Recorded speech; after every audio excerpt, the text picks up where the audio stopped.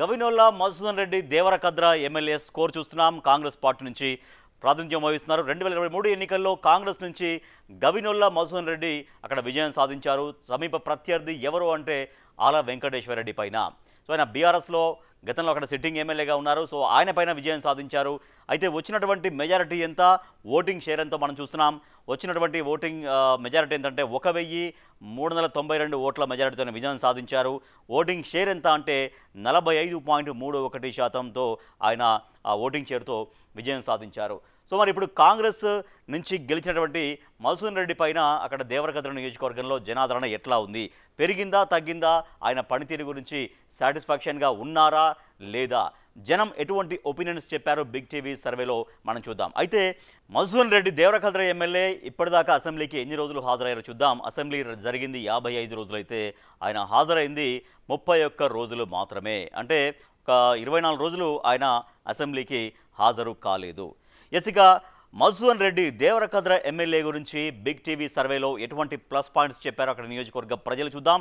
Plus points ప్రజలకు అందుబాటులో ఉంటారు. తర్వాత పాఠశాలలకు విరాళాలు ఇవ్వడం కూడా ప్లస్ పాయింట్గా కనిపించింది. రోడ్లు బాగు చేయడం కూడా బాగానే కొన్ని పనులు సాగుతున్నాయి. దానిపైన కూడా సంతృప్తి వ్యక్తం అవుతోంది. నెక్స్ట్ జిఎంఆర్ గవినోల్లా మధుసూదన్ రెడ్డి సేవా సమితితో సామాజిక సేవ కొనసాగిస్తున్నారు. కోవిడ్ టైంలో కూడా ఆయన సేవా సమితి ద్వారా కొన్ని సహాయాలు చేశారు.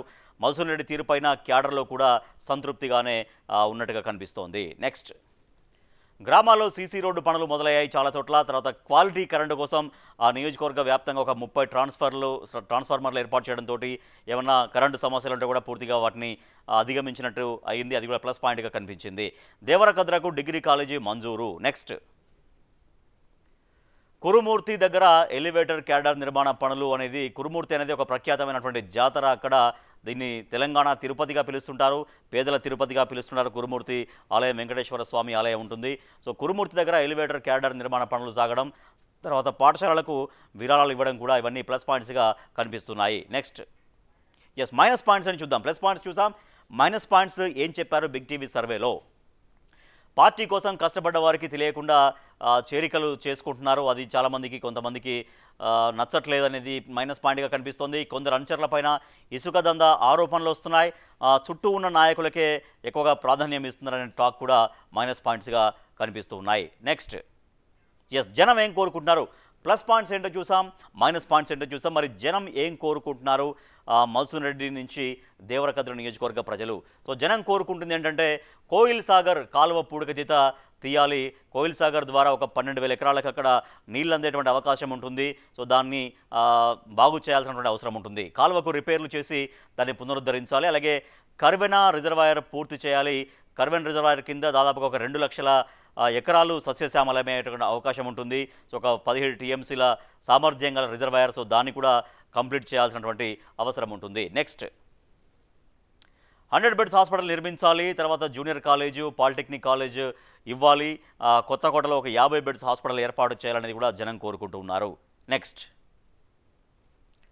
వనపర్తి అమరచింత బ్రిడ్జి పూర్తి చేయాలి. సో వనపర్తి అమరచింత ఒక 35 కిలోమీటర్ల దూరం ఉంటుంది. ఆ బ్రిడ్జి కనుక కంప్లీట్ అయితే రాకపోకలకు మరింతగా సౌకర్యం కల్పించినట్లు అవుతుంది. కర్వెనా రిజర్వాయర్ భూ పరిహారం ఇవ్వాలి. దాని ద్వారా ఆ రిజర్వాయర్ ద్వారా చాలామంది ఎవరైతే ఎఫెక్ట్ అయ్యారో వాళ్ళందరికీ ఇంకా అందాల్సినటువంటి బెనిఫిట్స్కు అందించడంలో కృషి చేయాలి. దేవరకద్రలో రైల్ అండర్ బ్రిడ్జ్ ఒకటి ఏర్పాటు చేయాలి అనేది కూడా జనం కోరుకుంటున్నారు. నెక్స్ట్ రైల్వే క్రాసింగ్ గేట్ దగ్గర ట్రాఫిక్ సమస్య తీర్చాలి. సో అండర్ బ్రిడ్జ్ ఏర్పాటు చేస్తే కనుక అక్కడ గేట్ దగ్గర ట్రాఫిక్ అనేది చాలా వరకు తగ్గిపోతుంది. తర్వాత భూత్పూర్లో సీసీ రోడ్లు పూర్తి చేయాలి. శంకర సముద్రం, అది కూడా ఒక జలాశయం, పెద్ద జలాశయం. అది శంకర సముద్రం R&R సమస్యలు ఏవైతే అక్కడ దాని కింద ఎవరైతే ఎఫెక్ట్ అయ్యారో వాళ్ళకు ఉన్నటువంటి సమస్యలన్నీ కూడా తీర్చాల్సిన అవసరం ఉంటుంది. అది జనం కోరుకుంటున్నారు. ఇక ప్లస్ పాయింట్స్ ఏంటో చూసాం, మైనస్ పాయింట్స్ ఏంటో చూసాం. జనం కూడా ఏం కోరుకుంటున్నారు దేవరకద్ర ఎమ్మెల్యే మధుసూదన్ రెడ్డి దగ్గర నుంచి కూడా మనం చూసాము. మరి బిగ్ టీవీ సర్వేలో ఎటువంటి రిజల్ట్ వచ్చింది, ఆయనకు సంబంధించి రిజల్ట్ చూద్దాం. స్కోర్ మనం చూస్తున్నాం. అనుకూలం 49%, వ్యతిరేకం 23%, తటస్థం 28%. సో వ్యతిరేకం తటస్థంతో పోల్చుకుంటే అనుకూలం అయితే సమయానికి ఎక్కువగానే కనిపిస్తోంది 49%. సో మనం అనుకూలాన్నే ప్రామాణికంగా తీసుకుంటాం కాబట్టి సో వీటిని వ్యతిరేకతను, తటస్థాన్ని రాబోయే రోజుల్లో మరింతగా తగ్గించుకోవాల్సినటువంటి అవసరం ఉంటుంది. సో జనం కోరుకుంటున్నవి ఏంటో మనం చూసాం. సో అక్కడ ఎమ్మెల్యే కూడా వాటిపైన దృష్టి సారించాల్సినటువంటి అవసరం ఉంటుంది. అభివృద్ధి ఫలాల్ని నియోజకవర్గ వ్యాప్తంగా అందించాలి. అది సాగునీళ్ళ విషయంలో కావచ్చు, తాగునీళ్ళ విషయంలో కావచ్చు, రోడ్లు, బ్రిడ్జిలు ఇటువంటి ఏమైనా ఉన్నా కూడా అవన్నీ కూడా కంప్లీట్ చేయాలి.